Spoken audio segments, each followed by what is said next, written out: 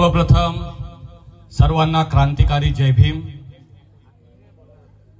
महामानव डॉक्टर बाबासाहेब आंबेडकर, माता रमाई, माता सावित्री यांचा त्याग लक्षात ठेवून मी जे काही 10 मिनिटे बोलणार आहे ते तुम्ही ऐका।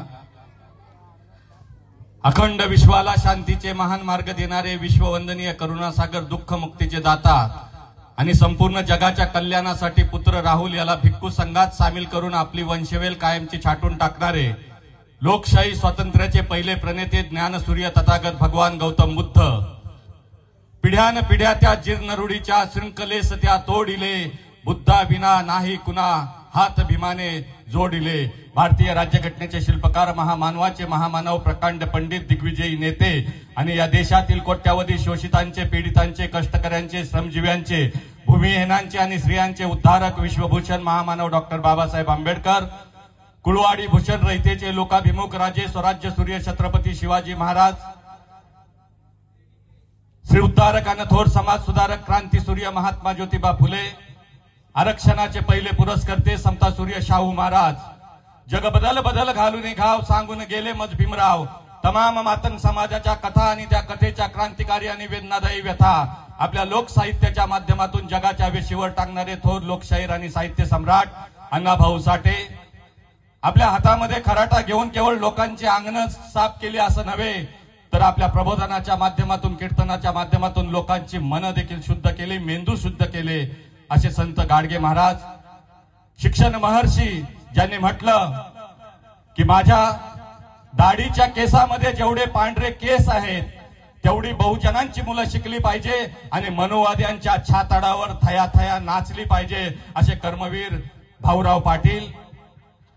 प्रत्येक महापुरुषाच्या मागे एका महान श्रीविभूतीचा आधार असतो असं म्हणतात। अशाच आमच्या राजमाता जिजाऊ, माता भीमाई, माता सावित्रीमाई, माता रमाई, आणि ज्यांनी या भारत देशामध्ये सोन्याची चिडिया म्हणणारा हा भारत देश त्या ठिकाणी खऱ्या अर्थानं जगाच्या पटलावर ज्याची नोंद व्हावी अशी क्रांती केली, बौद्ध धर्माचं पुनरुज्जीवन तथागत भगवान गौतम बुद्धाच्या नंतर ज्यांनी केलं असे सम्राट अशोक, संत तुकोबाराय, संत कबीर, तमाम महापुरुषांना आणि बहुजन महानायिकांना या ठिकाणी अभिवादन करतो।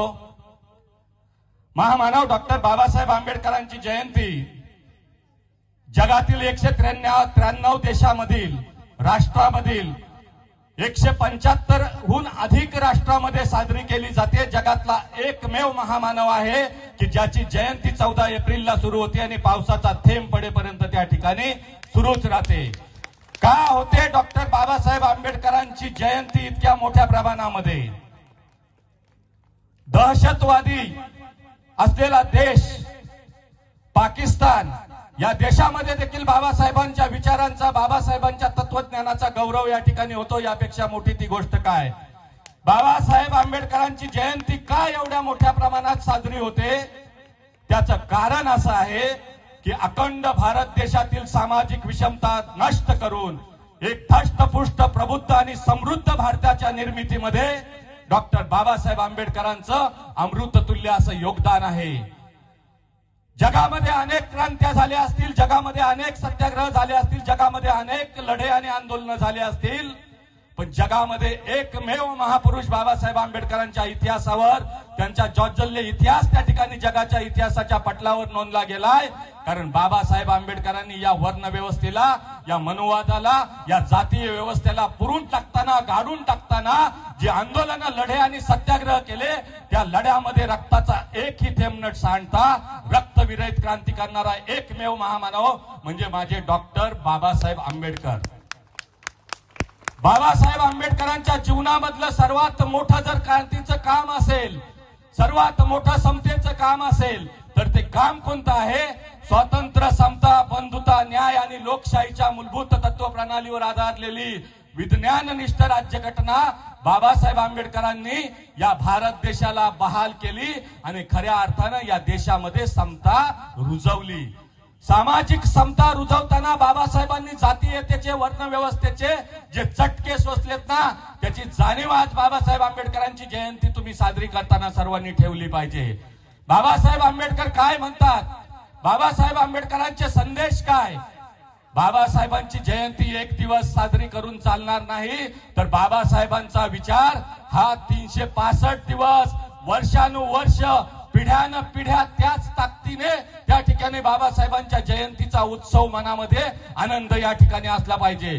मी या ठिकाणी बौद्ध ग्रामस्थ मंडळ बौद्धवाडी या ठिकाणी यांचं आवर्जून कौतुक या ठिकाणी यासाठी करतो की रायगड जिल्ह्यामध्ये सुधागड तालुक्यामध्ये सर्वात पहिले 1978 साली तुम्ही या ठिकाणी जयंती केली, म्हणजे बुद्ध कबीर शिवराय फुले शाहू आंबेडकरांचा विचार दादा तुम्हाला या ठिकाणी कळालेला आहे। आज वाणी साहेबांचा जो जीवन गौरव देऊन पुरस्कार केलेला आहे, मी सांगेन की परिवर्तनाच्या चळवळीमध्ये काम करणारी माणसं ही मरून देखील जिवंत असतात। जे लोक परिवर्तनाच्या चळवळीमध्ये काम करत नाहीत ते लोक जिवंत असून मेलेल्या मुर्द्यासारखे असतात। बुद्ध कबीर शिवराय फुले शाहू आंबेडकरी चळवळीला निष्ठावंत आणि प्रामाणिक कार्यकर्त्यांची भूक आहे आणि ती भूक भागवण्याचं काम तुमच्यासारखे ज्येष्ठ तरुण अभ्यासू आणि विचारवंत वाणी साहेबांसारखे कार्यकर्ते करतात। याचा सार्थ अभिमान मला या ठिकाणी आहे। बाबासाहेब काय म्हणायचे, जे लोक इतिहास विसरतात ते लोक इतिहास नव्यानं घडवू शकत नाहीत। बाबासाहेबांचे संदेश काय, आज मला सांगायला अभिमान वाटेल की बाबासाहेब आंबेडकरांच्या बुद्ध कबीर शिवराय फुले शाहू आंबेडकरी विचारधारा मानणारा हा धम्मशील सावंत आज ANI एशियन न्यूज इंटरनॅशनल या इंटरनॅशनल चॅनलचा रायगडचा रिपोर्टर आहे। आज 10 इंटरनॅशनल चॅनलला टीव्ही चॅनलला काम करत असताना आज 16 महाराष्ट्रातल्या आणि रायगड जिल्ह्यातल्या वृत्तपत्रामध्ये काम करत असताना बाबासाहेबांचा विचार हा हृदयामध्ये कायम कोरून ठेवतो। कारण बाबासाहेब आंबेडकरांचे संदेश मी आज तुम्हाला सांगतो। बाबासाहेब काय म्हणतात, शिका, संघटित व्हा आणि संघर्ष करा। शिक्षण हे वाघिणीचं दूध आहे, ते जो प्यायला तो गुरगुरल्याशिवाय राहणार नाही।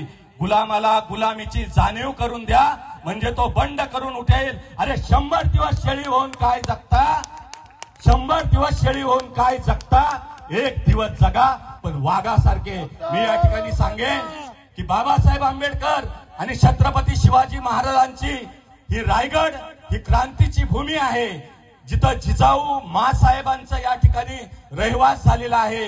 मला अभिमान वाटतो की ऐतिहासिक रायगड किल्ल्यावर वर्षातून कमीत कमी 20 वेळा आणि महाडच्या 14 तळ्यावर जाऊन ज्या ठिकाणी बाबासाहेब आंबेडकरांनी 14 तळ्याचा सत्याग्रह केला आणि हा सत्याग्रह हा संघर्ष केवळ पाण्यासाठी नव्हे तर मानवाच्या मूलभूत हक्कासाठी आहे अशी ललकारी बाबासाहेबांनी दिली। केवळ पाणी बाबासाहेबांना प्यायचं नव्हतं, या भारत देशामध्ये अनेक तळे आणि अनेक तलाव होती, अनेक समुद्र होते, अनेक विहिरी होत्या, पण ज्या ठिकाणी छत्रपती शिवाजी महाराजांनी त्या ठिकाणी स्वराज्याची राजधानी म्हणून या कोकणातल्या माणसाच्या खांद्यावर विश्वासानं मान ठेवली, तो रायगड बाबासाहेब आंबेडकरांनी महाडची क्रांतीभूमी निवडली। आणि जी जातीयतेची शृंखला होती, ज्या जातीयतेची रूढी परंपरा होत्या, त्या जुन्या रूढी परंपरेला त्या ठिकाणी गाडण्याचं आणि जाळण्याचं काम बाबासाहेबांनी केलं। अरे जगामध्ये सर्वात जास्त पुस्तकांवर प्रेम करणारा महापुरुष जो बाबासाहेब आंबेडकर आहेत, ज्यांनी राजगृह पुस्तकं ठेवण्यासाठी बांधला, त्यांनी मनुस्मृती त्या महाडच्या क्रांतीभूमीमध्ये जाळली। कसेल त्याची जमीन हा कुळ कायदा बाबासाहेबांनी जगातला 7 वर्षाचा शेतकऱ्यांचा संप, आगरी समाजाचे आप्पासाहेब नारायण नागू पाटील, गुहागरचे बोले गुरुजी आणि भंडारी समाजाचे